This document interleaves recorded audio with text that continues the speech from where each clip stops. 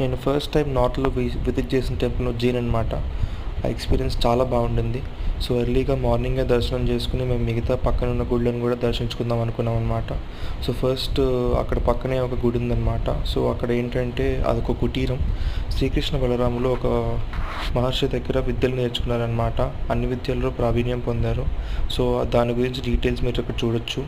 దాని తర్వాత మేము మెల్లగా శనిదేవుడి గుడికి వెళ్ళిపోయాం పక్కనే. ఆ గుడి కూడా చాలా బాగుంది. ఎక్కడ చూసినా లింగాలే ఉన్నాయి.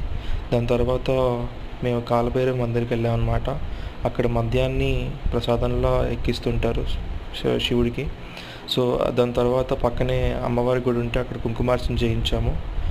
అండ్ సాయంత్రం అయ్యేసరికి ఇక్కడ ఇక్కడ దగ్గరలో ఉన్న నదిలో హారతి తీస్తారని తెలిసింది. సో, షిప్రా నదిలో అక్కడ గంగా హారతి తీస్తుంటే మేము ఇంకా వెళ్ళి దాన్ని దర్శనం చేసుకున్నాము. ఇంకా సాయంత్రం అయ్యే టైంకి మా ట్రైన్ టైం అయింది. So, signing off.